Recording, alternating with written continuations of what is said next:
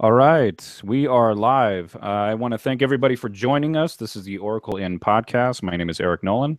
I'm joined by Jason and Kevin, who are regulars on this podcast and co-founders. And we have a guest today, Elisha. How would I pronounce your last name? Is Dorfsmith, Elisha Dors- Dorfsmith. Yeah, I was blessed with two bad names. Well, Elisha, why don't you maybe give us a little bit of background of kind of who you are, what you do, and what brought you to the podcast? Right on. Well, I am the founder of Flagstaff Liberty Alliance. So when Kevin reached out to me and said you wanted to talk about local food, that's something that we've worked on for at least 6 or 7 years in that avenue. I've also worked with the Flagstaff Sustainability Commission. I'm the current chair for them. And another big focus on local food there. So wherever there's been avenues and ways to promote and encourage local food, that's kind of where I've been. And I do want to kind of put a disclaimer out there that anything I say tonight is my opinion only, and I don't represent the groups that I work with. So just put that out there to be safe. Right on. Well, Kevin, Jason, how are you guys doing? Living the dream, man. How about yourself? Been good. Fantastic. Thank you for asking. Cool. Well, Kevin, when we were bringing up this issue before, you had brought up some points to kind of get the ball rolling. So do you want to kind of let our viewers know what direction we're going in here? Yeah, so I think what's interesting to me about this topic is it is something. Let me take a step back. This is, I've kind of become in a lot of ways like a local food guy, and that is not at all what should be happening. Like I don't know. I'm not a farmer. I'm not a grower really.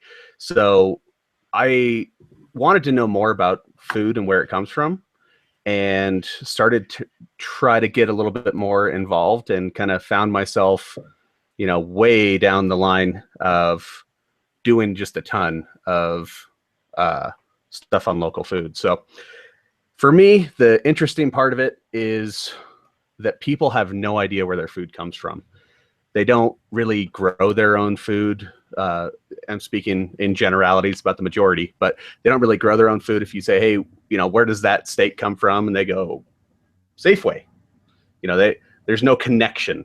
And there's a lot of reasons for that, but exploring kind of, Elisha, when we were talking before, he mentioned kind of there's a renaissance kind of movement going on about local food.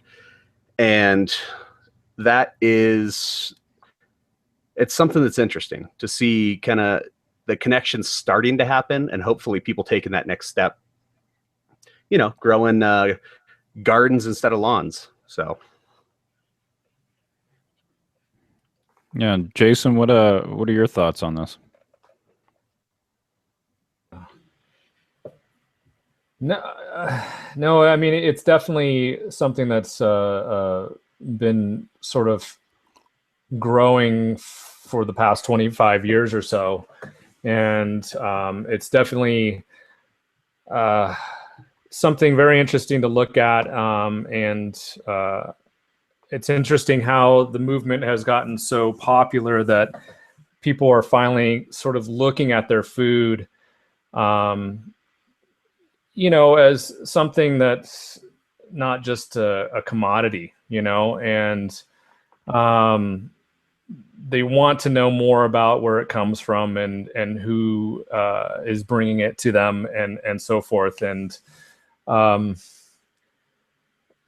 but there's also, I think a lot of misunderstanding in the whole movement as well. But I don't know. It's an interesting movement, and I'm really glad it's happening because, at the grassroots level, it's really coming about and flourishing, and so it's working, Yeah, and so Elisha, with your experience with this whole movement, what has come out of the work that you've done? Well, what really got me motivated to start doing it was everything I wanted to do, and probably half the stuff I was currently doing was illegal. And so I started looking into all of the different laws, and most of them were at the city county level, but there were some that were even above that. So can we qualify that though? So when you say illegal, because that would be something that kind of rings out to me, but what do you mean exactly? Looking at potential fines, perfect example is before we changed the animal keeping code at the city level, and the county also changed their code soon after the city did. So both of them got changed in a very positive direction. But chickens had to be kept 50 feet away from a structure, and that was not determined. It could be a shed, it could be any structure. So your average 50 by 100 lot, you start measuring any direction, and your chickens are technically illegal in the city limits. Now, if you have a couple acres, you could probably make that work, but there's not a whole lot of property inside the city of Flagstaff. Another thing that was a real gray area was beekeeping. It wasn't directly named as illegal in the city code, but it wasn't legal either. So there was a good possibility of them coming in and giving you a citation for keeping bees. The same went with raising rabbits for food, slaughter of small animals, which when we did get the codes changed at the city, we were surprised that actually went through, the ability to slaughter small animals. There are obviously restrictions in place that would, it's got to be shielded from public view and all this stuff, but you can't really talk about the whole of local food unless you talk about the more undesirable, more, things people don't like to think about. But it's all part of it, unless we all become vegans or strict vegetarians. Yeah, the one important point, I think, when you're talking about the chickens being illegal is if you knew anyone in Flagstaff that had chickens, they were illegal. Like everyone's chickens were illegal. Everyone was breaking the law, but it was really, I mean, food as kind of the law, especially local governing food, is not something that gets revisited very often. So, they focus on, we need new roads, we need to do this, but the idea that you can sustain yourself out of your own property is kind of like, oh, well, we'll just let it be, it's not important. And what happens is you get everyone is technically breaking the law. And that means that, at any point they could come smack you with a fine or take all your chickens away. There's still, I don't know. It seems like there's a need for a robust conversation locally, regionally about food every couple of years, because this is what's happening. We're starting to see more and more people that are growing food, that are having chickens, that are doing all of this. And you just get left behind if the city, state, whoever isn't even talking about it. It gets real easy for them to stop you just because nobody's bothered to update code. So, and along those lines, something that should be added to that is, even though the city did change the rules and the county changed the rules, your homeowners association will trump those rules. So people in HOAs, which I also currently live in and have broken those rules as well, really need to get together with their neighbors, bribe them with eggs or whatever you got to do, and have a good discussion on changing your HOA rules, because that is, it's not as enforced as much as the city, but you can still get a stiff fine. So oh, go ahead. I was just gonna say, I think HOAs can even put liens on your property if you don't pay the fines. So it's not that it's just a bunch of grumpy old people that tend to be on the boards, which it absolutely is, but it's they can actually affect the bottom line just because your grass is a little longer, you have chickens in your yard, or I don't want to have grass, I want to have tomatoes. No. Well, it's so when I start to think HOAs, when I start to think about this though, so Is it because of an economic force, a political force? Is there some sort of scientific evidence that shows that because of this, it puts harm in the way of folks? So, you know what I mean? Like when we start to break down the logic in all of this, why would that be so challenging if I wanted to grow my own food? For the HOAs, it's primarily a property value argument. Mhm. Oh, if you have chickens and, or if you have this, it's going to smell or it's going to look bad and you're going to affect my property value. So I don't want you to have that. To me, that's what I've heard from HOAs is their primary argument is affecting property values. I'd say cities as well around the country. Like there have been cities, I think in specific case in Florida, where a family put a garden in their front yard and they had fines upon fines, looking at jail time for it. So I think it is really people trying to keep property values up, keeping things clean, and just trying to micromanage. I mean, coming at it from a more libertarian perspective, there's always that one neighbor who wants things just right and will turn everybody in. And they absolutely sit on the HOA board. Oh yeah. 100% of the time. Interesting. Do you guys think that there's with this movement that's pushing back, do you see that people are becoming receptive of it, or do you feel like people, like all of us, were so conditioned? Because I know when I was a kid, I never questioned where my food came from ever, and it wasn't until I started to hit my later adulthood that I was starting to become cognizant of oh yeah, I should probably question what's going on and what's going in my body. I mean, my girlfriend is a great example of that. She has a very, very delicate diet because of some digestive issues. And once I started to learn what was going on exactly, and then when we go shopping, I'd have to read the ingredients of everything and see all the preservatives and the additives and everything that's just jam-packed in everything. That started to wake me up to, yeah, I might want to consider growing my own food. So I've been making use of a couple plots that I have, just growing things like strawberries and squash and potatoes and everything. And that whole experience, I mean, it really drew me back to when I would read, what was it, Henry David Thoreau's Walden, was it? Mm-hmm. And just totally having this connection to the earth. I remember the first time my first strawberry came up, I was just like, I savored every little thing I could take off of that, because it was like, wow, I just grew that food. And then ever since then, now that a few years have passed, I've started to wake up to questioning everything that I pick up at the supermarket. And then I start thinking about when I was growing up in Los Angeles, which is, you don't have too many outlets for that, depending on where you're at. I mean, Irvine, California is a great example. You will not find, sizable gardens in somebody's house, but you'll see them line up boulevards. So it's basically been pushed out of that residential area and more towards commercial or industry.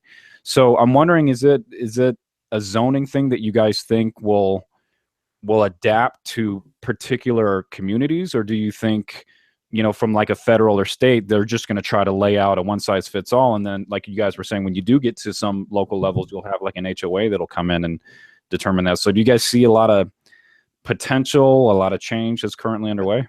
I think the positive change is coming, and people are embracing it more and more everywhere, at every level. HOAs are probably the toughest because they're the hardest to get changed. You have to get, I don't know, at least 75% or something to get something passed.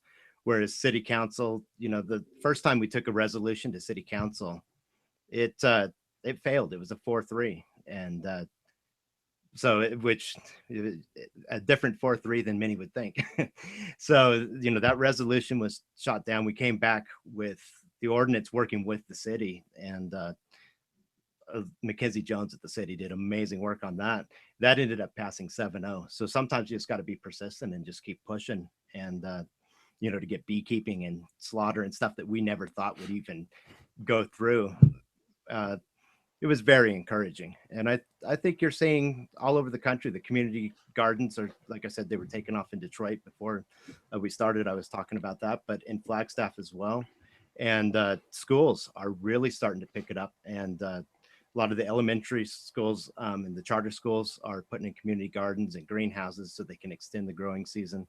And you're seeing a lot of kids learning. And, you talked about that excitement, Eric, of seeing the strawberries come in. You know, you start seeing that and appreciating that at a young age when you're in school. You know, future farmers and future gardeners and people, you know, who will continue and carry this on further. The number one best way to get kids to eat their vegetables is to let them grow the vegetables. That, you know, kids that are just like, I don't like that. And you're like, okay, here, plant this seed, now water it. Okay, now do you want to eat it? Yeah. This is true. Now, last year, you reminded me of something, Kevin, is the state law says that if you grow something and the minute you cut that, let's say you grow a hypothetical apple, the minute the school cuts that and serves it to kids, it's processed. And so a whole bunch of rules and regulations and restrictions come in. So there was a law that came up last year in the legislature that they tried to pass to get rid of that. You know, if it was cooked or whatever, they still have all this stuff apply. But if you just grew it in the school garden, you could serve it to the kids. And that actually failed. So at the state level, we do have a lot of work to do. Yeah, we still live in Arizona, no matter how much we want to pretend we don't. So, yeah, I think, you know, government regulations are always going to be one size fits all. They're going to try to catch everything at once. And, you know, they theoretically, they get broad and get narrower and narrower as you get down to the specific place. The challenge really is that people are, so there's this idea of guerrilla gardening, right? Okay, I'm done asking for permission. I'm just going to go do it. And that's where you'll see in medians and in vacant lots, they'll just go take a vacant lot. Nobody that's growing on it owns it, and they'll just go turn it into a garden.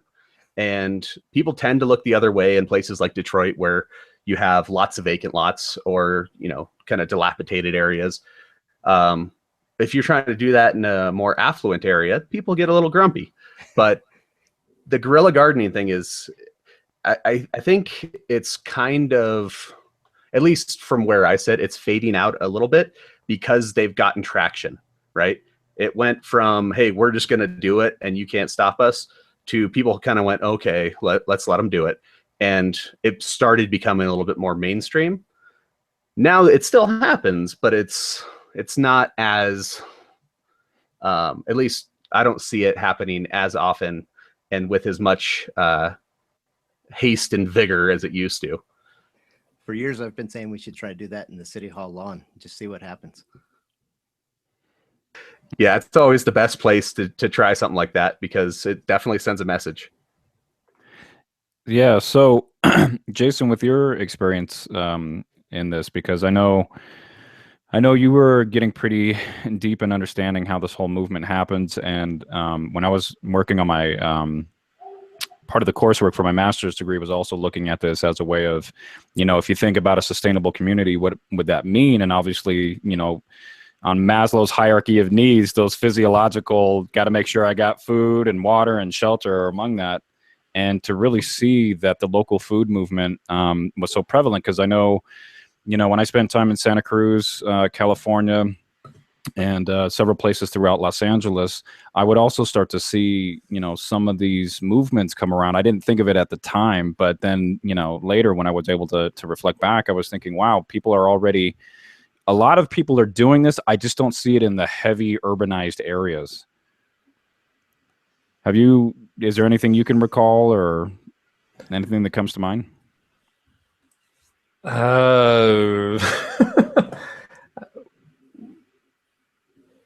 So you're asking me if you're not seeing this movement kind of solidify in larger communities? Is that what you're saying? It's too dispersed or something, or what? Well, yeah, because like they had that documentary about that garden that was in South Central Los Angeles, where, you know, it was pretty much worthless. Not, I never want to say worthless, but it was land that wasn't deemed, you know, very valuable. And like you guys were saying, a local community just decided, like, well, if, you know, this land isn't going to be used for anything, then let's just go ahead and build a garden. And in this neighborhood, it was predominantly, you know, Latina neighborhoods. So they just wound up turning it into this big, huge garden. And then once the property value started to go up, all of a sudden the owners of the land are like, well, we might as well sell this while the value is starting to rise. And then in the process of doing that, they sold that land to a developer who wanted to come in and just completely wipe out the entire garden and then put up some, like, I think residential housing of some kind. I don't know if it was apartments or something like that, but it caused this huge uproar in the community because they were like, you know, whether you own this land or not, we cultivated this to build this big working garden. And it caused such an uproar that it wound up, you know, getting celebrities involved, and it turned into this full blown documentary. And for those of you who are watching, if you're interested in seeing it, it's called The Garden, and it was produced back in 2008, I believe. And it was just really interesting to see the type of conversation they would have down at City Hall, because what do you do now when somebody technically owns the land? They can do whatever they want with it, but then you have this community that's built this thriving basic need and have met a demand for that need. And how do you handle that? So it's just kind of a new way to think about how we use land and the values, and then how it ties into this political economic system that we have. I think the key word is value. I don't think many folks value a garden. This goes back to, a very simple logic. I can just go to the store. Who cares? And that's, the supermarkets are a large part of the problem why the movement can't fully take off or can't fully, infiltrate everybody in a larger city, because they don't have time for it. They don't care. They don't, I don't give a crap about the garden. Hey, I can put a house on there that's worth more than the garden. I don't care. I'll just go to the store and buy my food. These people can go to the store and buy their food, So there's no value in that. What's valuable is the land, and what's valuable is the building on the land, for example. That's the thing. So farmers markets, and you have farmers markets that go with this as well. But I mean, I just don't think it can fully be seen by a large populace when things like this happen. I mean, they can. It's too easy to just say, forget it. I'm just going to go to a supermarket and buy my food. Yeah, I think one of the things that is a key and crucial point in the conversation with local food is this idea of private property, right? If you live in an area, especially an urban center, there's not a whole lot of vacant land that is affordable, let's say. Detroit is not that. Detroit has lots of affordable land and lots of, open spaces just due to, lots of reasons. But if you're trying to do this in, downtown anywhere, it's going to be real hard to get a piece of land that is able to be cultivated without paying a very high premium for that land. I think in that garden story, I think the community actually raised enough money to buy it at what was considered a fair market value. And the owner said, no, I'm going to sell it to the developer, even though they had the cash on hand to buy it. So you have when private property comes into play, the golden rule takes over. He with the gold makes the rules. And it's challenging because most people live in cities and there's very little land in cities to grow food. So finding out the best way forward is, to have a very interesting conversation on private property rights, but also, we have to start getting creative. I think Flagstaff has done a really good job of that with putting in the community gardens. The city had the land. It's been set aside. I don't know how many we have now. I think we're up to 4, possibly even 5. And, those have been really successful. They're in great locations, a little more of the denser communities. And I could see cities, in Los Angeles or some real urban neighborhoods being able to do that. when it comes to property rights, if you take something by eminent domain or whatever, you're looking at lawsuits and a bunch of other problems that can come in. So it's a real tricky situation, a very fine line that cities have to do when it comes to that. You can't just take somebody's property and say, well, we're going to use it for this, because somebody has the deed and the rights to it. Well, and the other big piece, and this is something working with local food stuff, at universities, you have a lot of let's call them idealistic kids that are like, we need to go 100% local, organic, sustainable tomorrow. And you're like, okay.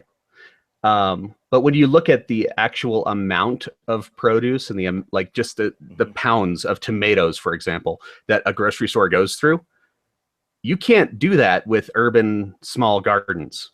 You can't even meet one grocery store's worth. Well, that's the difficulty too, especially for us in northern Arizona. We don't live in a climate up here that is very good for growing food. So I mean, to grow that massive amounts that is needed, you have to look, at least consider regionally, locals a little bigger than just county-wide. You may have to go a little bit further south to get the produce that you need. But when you think the average grocery store only has 3 days worth of food on the store shelves, for basic food security, I mean, anything could happen to stop the flow of food to our community. So you have that ability to tap into local farms and gardens. It's a great argument for promoting and encouraging more of it.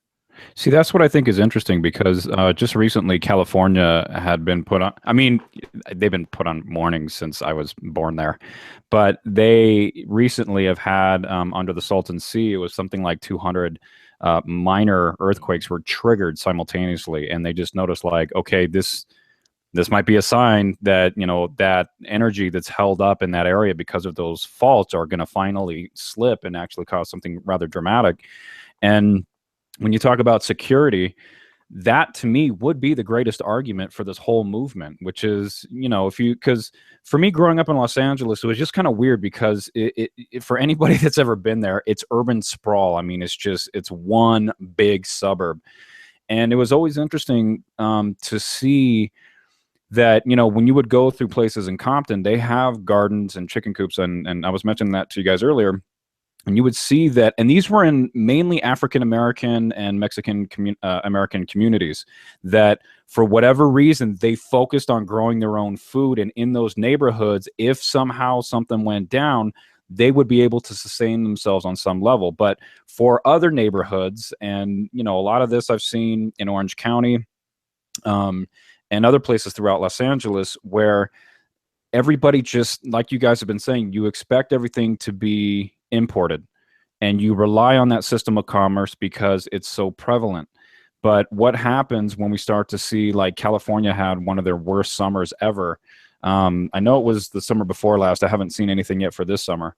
But when we start to see water shortages, and we start to see climate shifts, and we start to see how that starts to affect plant life and the production of food, that argument for security is something that I think, as a nation, and this is where, really it's all levels of this, the local, state, and the federal, an argument needs to be made that we need to protect ourselves to make sure we don't implode. I know we want to open up global markets. I know we want to ship spinach from California all the way to Japan and China, but we should really make sure that we have laws put in place that if we're going to be exporting food, we have enough of our population that can sustain themselves. If we're going to start to export food on this massive level, which we've been doing, I think one of our greatest foreign aids has been through food exports.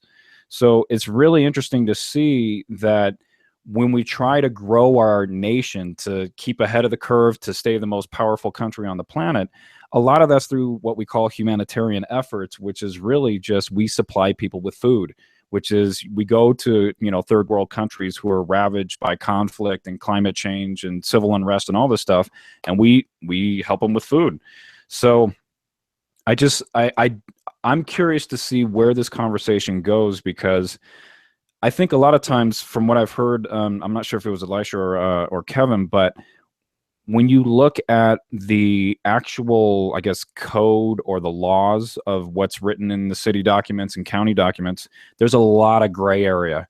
This is not cut and dry by any stretch. So I feel that people do need to start to ask questions on the local level, start to connect with your local communities, and then start to, take it even the next step further, which is start to actually talk to your local politicians to see what are the laws, why are they there, and is it in the best security of your community?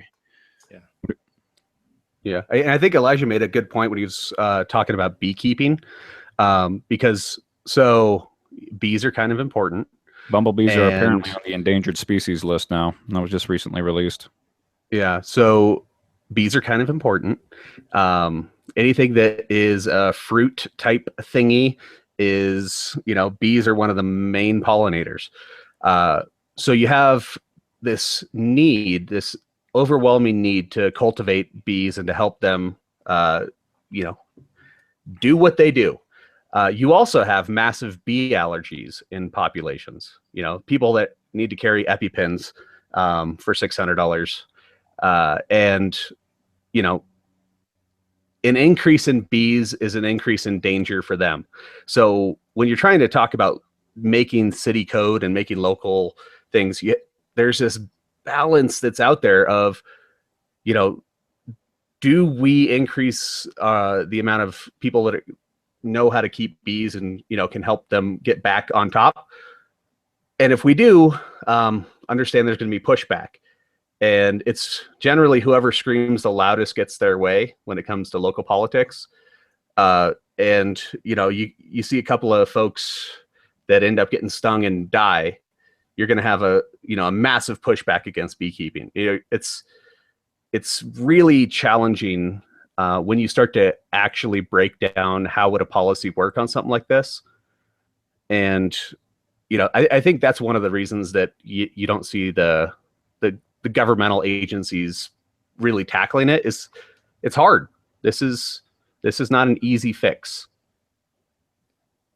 I was surprised when it did come before council that there wasn't as much opposition on that one and the animal slaughter. I expected more, but that could be why it got a 7-0 vote, because there wasn't much protesting on it. Yeah. So I don't know if you remember a few years ago there, we have a local game processor that was over. He's in the county. He's not in the city limits, and he wanted to increase his kill area so that he could actually process beef, to do local beef, so that we didn't have to send cattle from Flagstaff up to, I think it's Colorado, is the nearest USDA certified place. So he was like, hey, I'll jump through the hoops. I'll pay for it. I'll do all the things. And he already processes animals on his property. His neighbors were the wife was a vegetarian and was outraged, and they led a coalition that essentially stopped him from adding this small change. Essentially, he would have a kill room. That was the only difference. Indoors, nobody sees it. It was just he would be processing a few more animals for local markets. And I don't know, were you at that county meeting? Because it was I wasn't at the meeting, but I read a lot about it and saw a lot of the backlash, and I was surprised that that much force shut it down. It was pretty interesting. I was actually sitting in the room. I actually remember that I was there. Yeah. And they said, okay, who here would like to speak on this matter? And like 3/4 of the 200 or so people in the room raised their hand, and you could hear the county soups just go, oh, like, oh man, it's gonna be a long night. And it was a long night. Oh yeah. But I mean, it's just an example to show, even if you have something that seems like a no-brainer to a local food person or to a sustainable, food resilience, and it's so easy. Like, it's not even a conversation. Yes, go ahead. I don't care. But you have, this perceived harm to property values, I think is what they use to justify saying no. But you're like, really? I mean, this creates resiliency for the community in food. Granted, it's a very small amount. We're not talking about a massive meat processing center, but it's a step towards getting a local processing center so that we have a little bit more local food, local meat for those that eat meat, that can stay in our community and not have to truck it halfway, across the Southwest to then turn around and truck it back. So it's still a very interesting conversation. And I think, there's a lot of easy ways to just go ahead and do things, but generally you have to run out to the hills and go hide and do it out there. And then you lose the involvement. You lose the community aspect. Do you think this will, when I also think about, what's also underlying all of this, we have increasing populations pretty much anywhere that you go to. I know in Flagstaff over the last maybe 10, 20 years, we've grown by 20,000, 30,000, something like that, maybe. So we've just seen, an influx in this particular area. And I know for me, in Southern California, from the time I was a kid, where on a Sunday afternoon, you could take an hour drive on the freeway and actually get out of town and actually go somewhere. And now all of that empty space is all developed. So there's just been this massive influx of people. And that makes me question, okay, well, on a local level, maybe we're still just feeling the effects of increased populations. But at some point, do you guys think that, and granted, it's already underway where we're integrating all these people, the natives that have been here before any of us, and then all the other people who have come here are all trying to integrate in together. And I just wonder how can we look at food as something that's a common goal amongst everybody, that we can try to make this more of a local food movement and get the kind of support that we need from a local level, as opposed to just trying to maintain the same status quo of, it's commerce. I mean, when I go shopping, I try to look at where my food comes from, and I kind of have a rule that if I buy something that's not local, it has to be within a state that touches the borders of the state that I'm in. So that way I don't see it as being too far away. Like, I don't need broccoli from Maine. It's just, I don't need something to be trucked in. Like, I don't need fish from Chile. Is it something I can get more locally? So I think education is really key here. Not just education with, adults, but, these school gardens and teaching young kids these kinds of things. We don't need to be buying blueberries from Chile. That education gets passed on to the parents eventually, and I think that's one place to start, to really push this movement up through the web of people, that we really want to educate. I don't know where I was going with that, but yeah, I think the biggest challenge to this, is when you start looking at how, food miles is the conversation, right? How far does our food travel? So essentially in Arizona, we should never eat bananas. We should never eat pineapple. We should never eat cranberries. We should never eat, it kind of limits what we're allowed to have. And that is, if that's the argument to try to make, to say, hey, you guys only eat what you can make locally, good luck. Because, bananas are delicious, as are cranberries and all these other things. And, we've gotten to the point now where we are so used to having oranges year round and apples year round and pineapple year round, fresh in the grocery store, that to go backwards, even if it would be, let's call it a better way forward, is you're essentially having to talk people out of, delicious flavor porn, right? Like, oh, I really enjoy this, and I'm going to voluntarily stop because I think that it should come from closer, or we should greenhouse it, or whatever. That's not an easy thing to do. If you live in Flagstaff, what you should be eating is corn, beans, and squash, and drinking as little water as possible. And I can tell you right now, that's not going to go over real well. So finding a way forward that is both better, more sustainable in that generic catch-all sustainable word, but also possible. You got to find that fine line of, can we do better using the system we have before we have to just go cold turkey and say, you know what, no damn bananas anymore, guys. Sorry. Because once when I look at it, I don't look at it as trying to do completely away with the corporate food industry so much as trying to compete with it and get more people to start embracing local food and healthier food. It doesn't mean that we expect the corporate food industry to go away overnight, but one of the big issues you have with that when it comes to local food is a lot of the giant corporations are spending billions buying politicians so that they can get laws passed that give them the monopoly or the upper hand.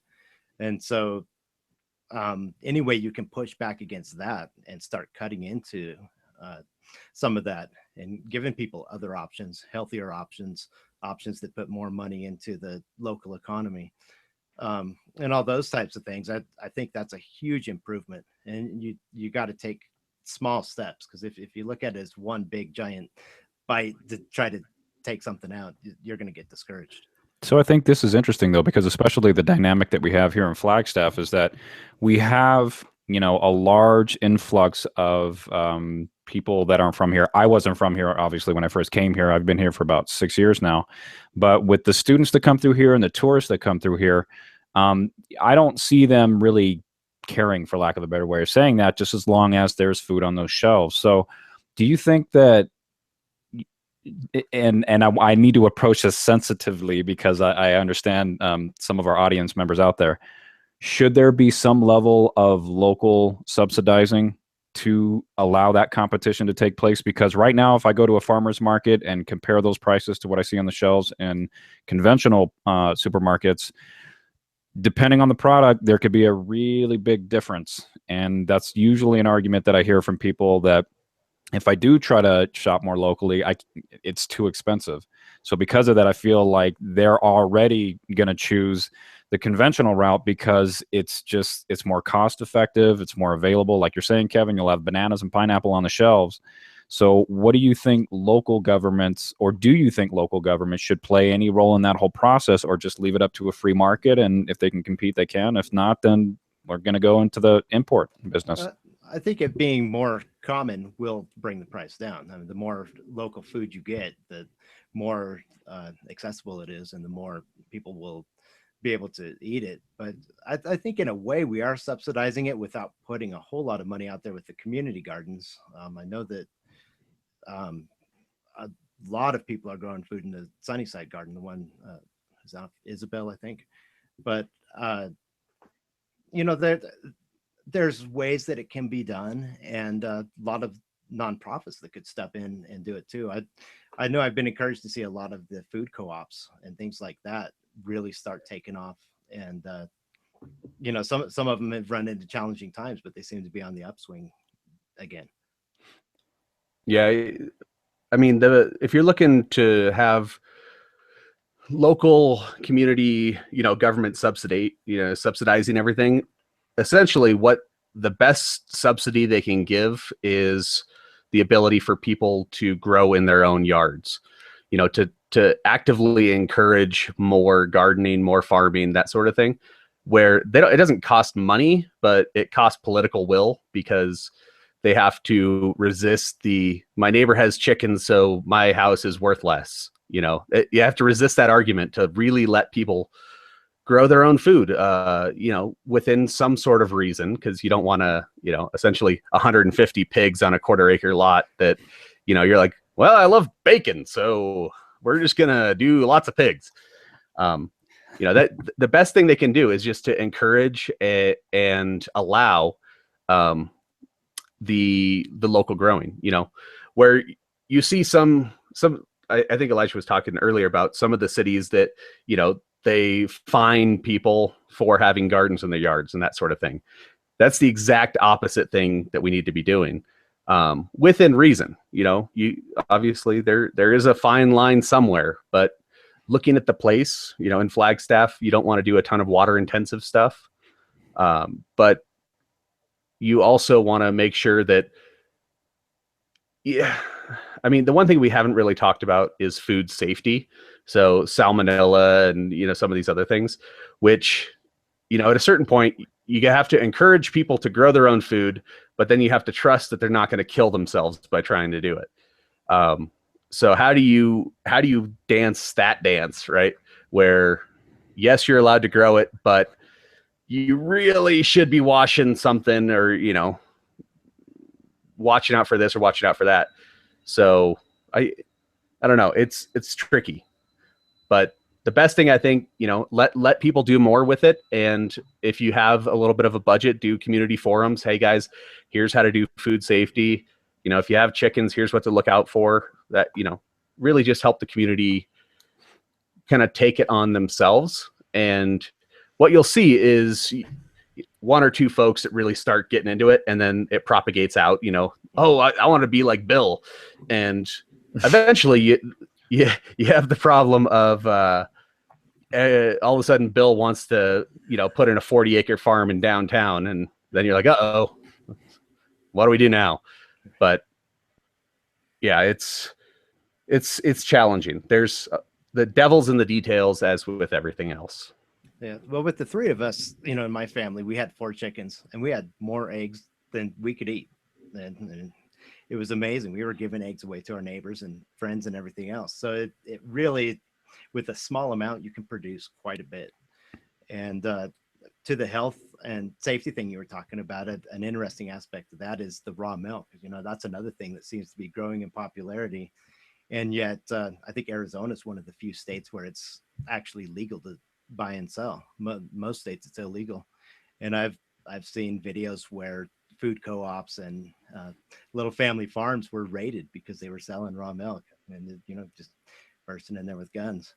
So it really, if people are willing to take that risk, and the food co-op people were signing a waiver saying, I understand that there could be dangers to raw milk, but I'm going to take that risk. They were signing waivers and doing it in their own accord. So, let people assume that risk if they want to, if they feel it's going to make them healthier. You put it on the damn menu, right? Undercooked eggs or meat may cause foodborne illness. So I can have over easy eggs, but not raw milk, because I've been told, but it's, yeah. So you guys are also mentioning a lot of products that have to do with meat, dairy products, and the meat itself. What about plants? I mean, I would think that part to me would be more sustainable, because it seems like obviously there are a lot of potentials in there, especially with greenhouses. So would a reduction of meat be a bad thing if we were to transition towards more plant-based and then allow people to fully, grow whatever they want? Because it seems like with meat, it's just this whole other layer, because you actually, there's a whole other level of process that goes into that. I think a reduction in meat would be healthier overall. And I wouldn't want to force it through laws, but I would definitely encourage that. The big issue, and I think Kevin mentioned it in Flagstaff, is just the water situation. So for a massive farms to come here, if we were to put in some big, they might be considered small in other states or areas, but for our area, they could soak up a lot of water. So it's finding, maybe it's catching rain and storing that up, or different ways to conserve the water and use it when it's needed, which I do personally. I have a tiny garden, but it's all watered with rainwater, and I think maybe more of that could be done. And I would love to see more of an emphasis. It's just our growing season up here is so short and unpredictable. It's a challenge. Do you see anything with regional food hubs or a regional maybe focus? So that way, if you kind of can't maybe grow the whole garden in your backyard, at least, there might be more of a regional focus to connect with your neighbors to where, if I say can, produce potatoes like no tomorrow, but I can't get those other things that I need, at least I wouldn't have to go as far as say, the valley in California. Right. Oh, exactly. And then, I know people who have property in Cottonwood and areas like that where they just grow gardens and vegetables and fruit trees, and it just thrives.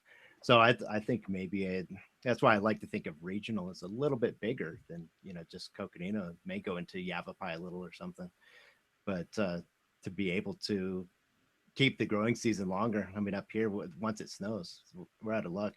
And greenhouses can be tough too, be a challenge for space and where you can put it. You got to heat it, Yeah, you can use compost to heat it. You should know about that. So I do know about that. Yeah.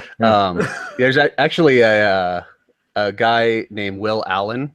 I'm sure a lot of us have heard of him. He is a former NBA player that turned kind of urban farmer, and he is in Milwaukee, so it's not exactly warm there year round, but they do 4-season growing. I think they do aquaponics and just a ton of stuff using just kind of innovative techniques. So it's possible. It's not, you don't have to reinvent the wheel to do it. It just takes the will of people to actually get a little bit more involved. It's hard because you want people to take responsibility and say, yes, I'm going to participate in this local food economy, and I want there to be more of this. But if they don't, we as humans, we really like to outsource, right? Like, I don't want to have to think about that, so I'm going to let this other guy deal with that. And just, representative politics is a great example. I don't really want to have to make a decision, so I'm going to elect someone to go make decisions. We do the same thing with food, where I don't really want to have to grow, so I'm going to let this guy grow. And that buck just keeps getting passed and passed until we have these giant farms that are growing all the food. And it's interesting to see this resurgence of local, because I'm going to be really interested to see in 10 years, are we still on the same trajectory, or have people kind of went, well, I can get organic produce from Walmart, so I'm good. Yeah, that comes into Elisha, when you were saying earlier, when the corporate structure comes in, they're basically opportunists who know that they have a slight edge when it comes to the price that they can offer to their customers. And, when I think about here in Flagstaff, I think we have a total of 3 Walmarts. I know Sam's Club is technically a subsidiary of Walmart. And when, not just them, I mean, it could be Target, it could be anybody. And that's actually something that I thought was kind of fascinating too. When those type of stores started to put in their own grocery marts, that was a whole other level of like, okay, usually I would get my lamp and a coffee mug or something at a Target, but now I can do a full-fledged grocery shopping and get all my food there. So I just wonder, how do you compete with those kind of forces that can come into an area like Flagstaff? Because Los Angeles, it's one big metropolis, where Flagstaff is like, well, we actually have a little bit of our own community here that is distinctly different than, say, central Arizona or down towards Phoenix. So I think for me, I struggle in understanding, when we say to have that political will, but yet, one of the things that we've seen in our own council is that, there tends to be a polarity with, I don't know, at least from my understanding of everything, I don't see too many centrists in there. So it seems like it's either pro-development, let's just drive in as much of this as we can, and then the other extreme of, well, let's try to, dissuade all of this and do as much local as possible. So how do you know what the right fit is? I think if you look at the last stuff we passed at the council, it was, 7-0 vote. And the previous one, interestingly enough, it was a 4-3 vote. And it was simply a resolution that we were really pushing to, it was non-binding, no teeth in it, basically saying, as a city, a Flagstaff, as a community, we support local food and we encourage local food production. And Mark Woodson, Scott Overton, Celia Barretts, and Coral Evans all voted against that. So it was very interesting to see Mayor Neighbors, Jeff Orovitz, and Carla Brewster support it. And do you know the reasons why? The others said it wasn't needed. So Carla's discussion was real interesting because she tied it to Monsanto, and during her comments that night, and said we need to show these corporations that we support people competing with them. So I thought that was really impressive that night. Yeah, I think it's interesting that the non-binding resolution went nowhere, but an actual change to the ordinance was approved unanimously. Right. So I'll take the change to the ordinance. That was more than I ever expected. Yeah, because I think there's a lot of when you start talking about non-binding resolutions, essentially saying, hey guys, we would like this, but we're not actually going to do anything, but we just want to say that this is what we like. Right. So they're hard to get through. But going to the Monsanto piece, so Bayer is buying Monsanto. Well, we'll see if that actually goes through. Yeah, $66 billion. So it's interesting too. One of the, I don't know, most people, if you look back to the 80s, Bayer got in trouble for giving a bunch of people HIV because it was cheaper than treating their product. And also, can you clarify that for the people watching in case they're not familiar? Who is Bayer? Bayer is, hold on. Because when I hear that name, I always thought it was that drug company. I think it's a German company. It is a drug company. It's aspirin, Bayer aspirin, right? That's German. I think it's a German-owned company. It is. Yeah, Germany's Bayer. So it's German-owned, but it's a drug company. And it's interesting, but it's also kind of. When you put it into a really big corporation, no matter who they are, what their history is, whatever, it's kind of scary because at that level, it is all about profit, right? That's the reason they're a giant company, is because they want to make a ton of profit. Can I point something out to that point though? Because and I don't mean to use my pointing finger. It's just sometimes when I come across a thought. The one thing that I have to remind myself of, and I know for me, I need to become more familiar with the corporate structure, because really when we say corporations, oftentimes it sounds too simple. Like it's just one person. Even in the court of law, we're talking about one organization. Shareholders make up that corporation. So when we say profits, it's not like it's one CEO that's, doing the miser thing with his hands and saying he wants to take over the world. This is in the interest of everybody who owns shares. And I think that's a good thing to remind ourselves of, because the complexity that comes with corporations is that it is really easy for us to say that, yeah, corporations are evil, but you have to look at what makes up that corporation. It's not one individual deciding that this is the direction this entire power is going to go into. It's a collective force, because the shareholders hold the board and the CEO accountable, and then the board and the CEO have to make sure that at the end of the day, they're making their shareholders happy, meaning that they make their profit. And that's something where I wonder, with this election that's coming up in November, how is that going to maybe help this? Because it might seem like we're going off on tangents, but we're just connecting these different threads together. Because if we start to look at, well, why is it such a challenge for this to happen on a local level? There are all these other forces that are in play to this. Well, when you look at corporations, I don't have a problem with corporations as they're structured, but what I have a problem with is when they're so big and so powerful or influential that they're able to write the laws that work for them and trample the little guy. And like a great example to what Eric was talking about is the Food Safety Modernization Act that the FDA was pushing through, and I think it became law. It just hasn't been implemented quite yet.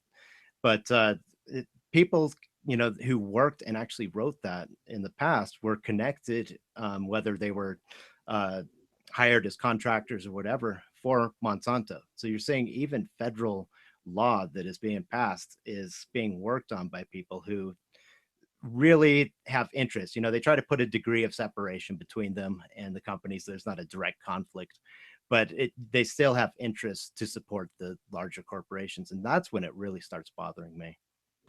Yeah. And those big corporations don't like a whole lot of competition. And the worst thing that can happen for a company like Monsanto is for everyone to have urban gardens and to say, you know what, we don't actually need to buy corn and wheat from the central of the country. We don't need to, we're growing it ourselves. That is something, if this actually takes off, you're going to see a massive hit to their finances. Their shareholders are going to say, well, we have to do something. And that something is probably going to be to push back on local growing or to stop. It's what they do. They're a seed manufacturer. They make seeds that are I think one generation is, you can't save the seed. You plant it, it grows once, you throw it all away, you buy a whole bunch of new seeds, which goes in the face of, saving seed, saying, hey, I like these tomatoes, so I'm going to plant tomatoes from this plant, and you can start growing out your own specific, type of veggies instead of buying seed from a large company over and over and over again. And yeah, heirloom seeds are harder and harder to find. And when you go out and buy seeds, you have to really be careful what you buy. And I know, not to just sit and pick on Monsanto continually here, but they have had in the past where there's one farm that's growing a Monsanto product and it contaminates another farmer's property. So it starts, creates a different strain or starts growing different types of vegetables or wheat or corn or whatever. They're suing those farmers, even though those farmers had absolutely no control over it. It was blown over there by the wind. And so, it really is a just kind of a bully type structure. They're suing and winning. I was trying to find a stat, but I can't find it. But I just read somewhere that of the 8 large corporations that basically control our food system, roughly 138 upper management control that. So think about that for a second. That's our global food system, basically. So basically 138 people are making decisions for billions? Yes.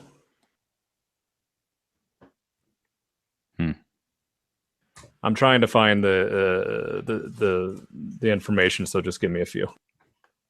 Well, so this is where I think for me, I'm not a total technocrat. I don't necessarily think technology is going to save all life on this planet, but I do try to look at what are the advancements that we've made. And one of them that I look at is something like communication, because, like right now we're all in our own, separate bubbles, but yet we can come to a similar environment and have a discussion and actually talk about these things. So, Elisha, one thing that I know that you and I have discussed before, and I certainly agree that this is the approach for most things. I think sometimes you need a little bit more, but education. Mm-hmm. And that's the role of how do you get the word out there and how do you get the conversation going? Because oftentimes, what I see falling short is that, and it was just really interesting for me later in life to reflect back on my time growing up in some, large urban environment like Los Angeles, because the mindset that I had, and I never had anybody challenge that until a little bit later. I never really had discussions around food and thinking about, these deeper questions that connect to this. So I do wonder, if we want to see the possibility, or at least the potential of people being able to participate and people to support these sort of things, how do we get that conversation going? I know for me, one of the things that I need to do better, and I'll just go on record as saying this right now, is picking up as much as I can from the farmers markets before I go to conventional, because I think part of my old habits that I've fallen into is that apathetic, I can just oh God, I don't want to go multiple days of the week when, if I need to shoot in on a Tuesday, but the farmer's market isn't open until maybe once a week, how can I remind myself that okay, Eric, you really do need to be supporting this. So you need to make an effort, you need to go down and then pick up what I can. So how do you think that, one, we can flood enough channels with education, and then two, hold each other accountable? Because I think that's another part of it too. If somebody held me accountable, I'm more likely to be like, all right, yeah, Jason called me out on that, and he and I ultimately agree. So yeah, Eric, I need to do a better job. Mm-hmm. So I think that's all good, and things like this podcast, getting it out there and getting more people to see it.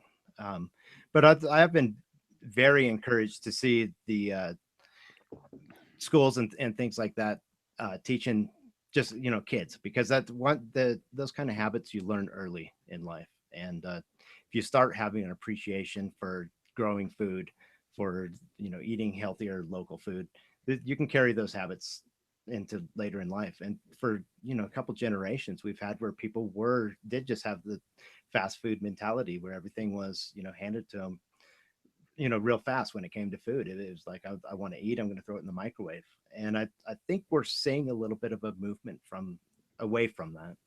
And hopefully with students and kids learning more about it and more education through the actual school system, that'll really take off and have long-lasting effects.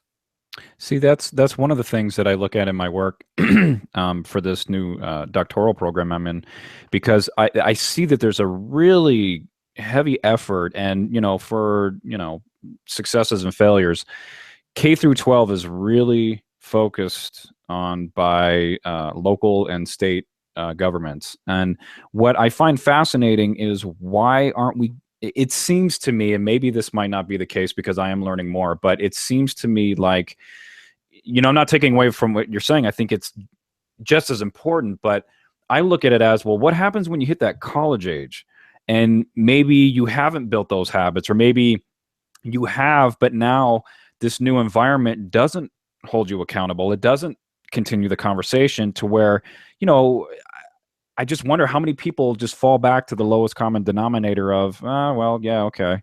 So I kind of look at it as that, how do you get the adult conversation around that, where some of those, established worldviews need to be challenged, but be challenged in a way where people don't feel attacked. They don't feel like they're doing anything wrong necessarily, but understand that, hey, collectively, we really need to pull this together. Otherwise, something much bigger is at stake here. Yeah, and I don't think doing it through law or force or anything like that is really a solution. I guess my answer would be competing with the corporate food as much as possible, with the grocery store as much as possible. And if anybody ever experiences a disaster, you talked about earthquakes earlier, and I was in 15 when the big one hit Big Bear, California, and we were sitting there at that little mountaintop community, and the stores did run out of food, and there was runs on the water there. And fortunately we had stored up enough stuff. But you see that, and just that feeling, it only takes once for it to stick in your mind that that food's not a guarantee. And so you start thinking about, well, what's the backup plan? And hopefully more. I mean, like I say, this podcast and things like this, it's you can look it up on the internet. The internet has made so much more accessible over the last 20 years or whatever, where people can start finding this information and saying alternatives. So I am very encouraged and think there is a positive, but it's always a battle. I think it's going back to what you were saying, Eric, if you kind of missed it in your younger years. I think what NAU is sort of doing with their freshman classes, or that introduction class to college, basically, where they're introducing this aspect into the conversation that they're having with freshmen coming in, and that they are able to possibly work in the gardens and so forth on campus, so that that education if they missed it, which a lot of them have, because I've worked in one of the classes, and it's amazing how many of those students had no clue. And after the class was done, it was kind of cool because you saw this light bulb go off in these kids' heads. And the ones that I worked with in the garden, you saw this like, whoa, this is amazing. And a lot of them kept that going. And even today, I mean, I ran into a girl that I can't believe it's been like 3 years now or whatever. And she's still like into this. And in fact, I think she's like wants to work at the CSA and so forth. So it's interesting. I mean, we have to hit it at all levels, not just, education at the lower, but we also, what NAU is doing, I think, is very important to this whole movement. Yeah, for those of you that aren't familiar, just real quick, NAU is Northern Arizona University. Yeah. So talked a lot about tonight, like doing it yourself and growing and all that. But one of the things that I think we've, just came up is the idea of CSAs and co-ops and that sort of thing, and really supporting the people that are into it already. If someone's just stoked on growing stuff, then, hey, if you have extra eggs ever, I'd like to buy some, just trying to encourage people that are actively into it, because not everyone's going to grow gardens. It's just not going to happen. But everyone can do something to help someone else who's growing a garden, a CSA, a food hub, something like that. Can you, even if it's just once? It's real quick. When you use acronyms, can you just spell it out in case people aren't familiar with it? Community supported agriculture. Basically, it is a food aggregator, right? It goes to a bunch of different farms, or a farm or two farms or whatever. They take the food, it comes into their little store. Whether they retail or not, they then can do shares, right? So they split up all the produce or the meat or whatever it is that comes in. Whoever can go in and say, I want to buy a share of this CSA. And once a week, depending on how it's set up, you get a big, basket of food. And it's, which farm produced it. It's the closest thing you can do to having a garden without actually having a garden. I feel like it should be mandatory in every classroom going all the way up to university that people just watch Lord of the Rings and just look at the Shire.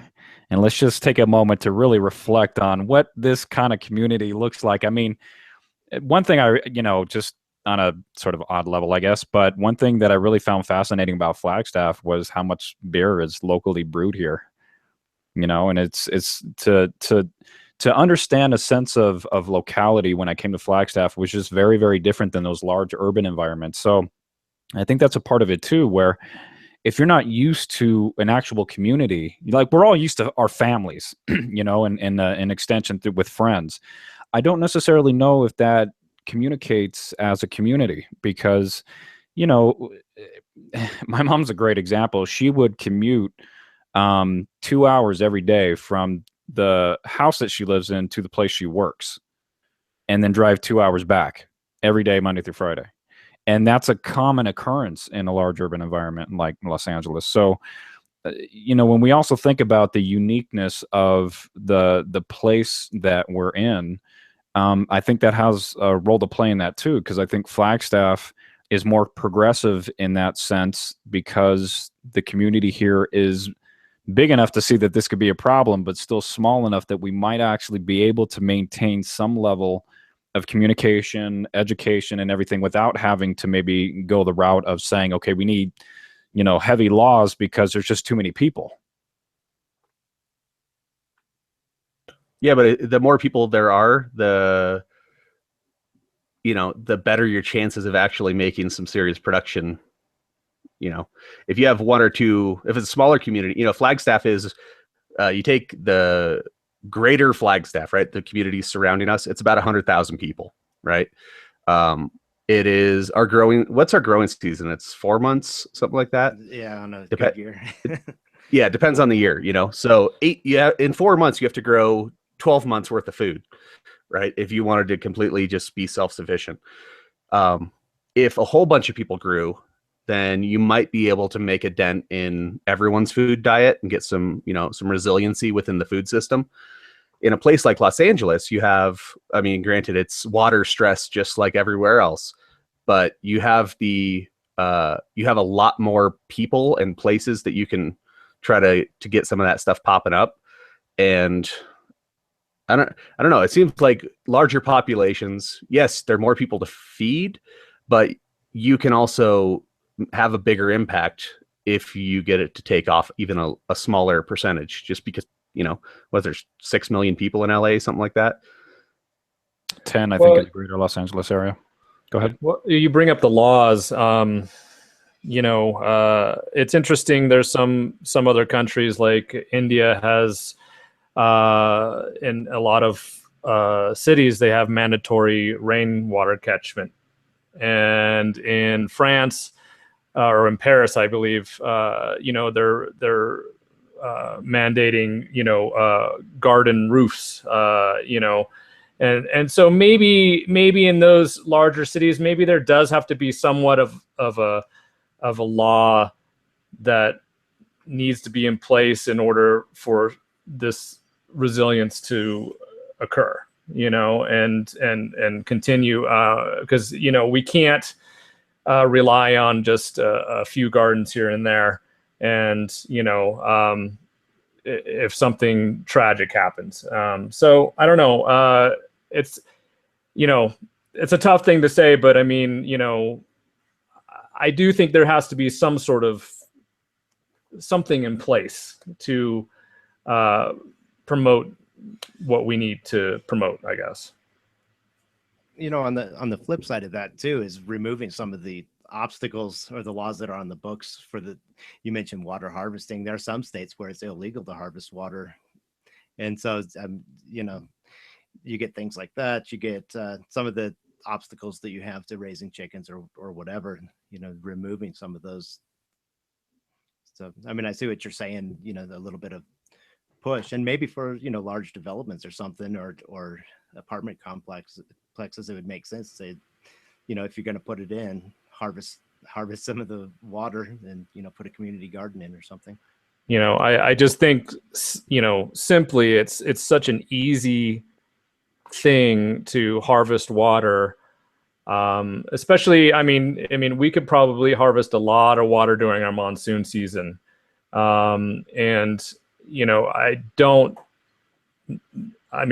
know the logistics of that, but I mean, it just seems like if we put something forward to do that, I think it would be, a plus for our community, at least, Yeah.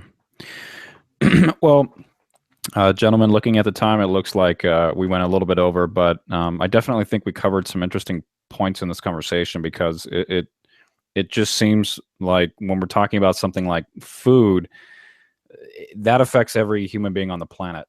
And it's something that when we look at the structures that are in place, and I think there's always going to be some agreement and disagreement when it comes to what the right or correct course is. But hopefully at the end of the day, we just all recognize that for nutrition, for health, for survival, we do need food. And then if we can extend into commerce, being able to bring pineapple and blueberries to certain areas that maybe can't handle that it's done responsibly. So do you guys have final comments and thoughts on this? Go ahead. Sorry, Kevin. I just say encourage people to look into it more. If anybody is watching this and has not tried it, try it, because it'll be a rewarding and worthwhile experience. Guarantee it. Yeah, even it's just do a little herb garden in your kitchen or something. Like I'm talking about 1 or 2 little plants that I have some basil. I'm gonna do Italian night. Let me use some of this. Like it doesn't have to be a garden. You can go buy. You can do it on a very small scale just to get started. Worst case scenario, do what Eric does, which is go look at all the different food where it comes from, and just inform yourself a little bit. Yep, I agree. Look into the food and where it comes from, and I think that you'll be surprised and what you find. So, yeah.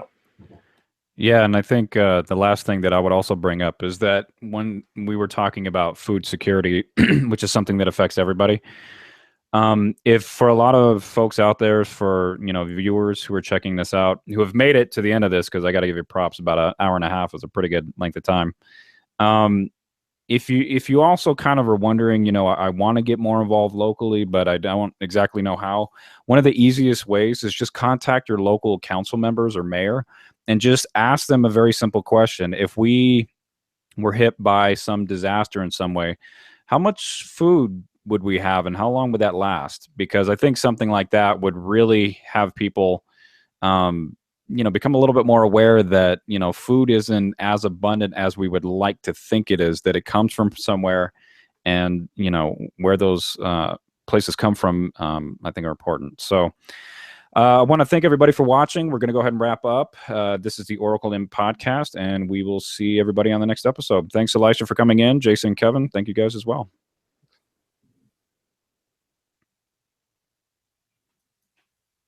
See you guys.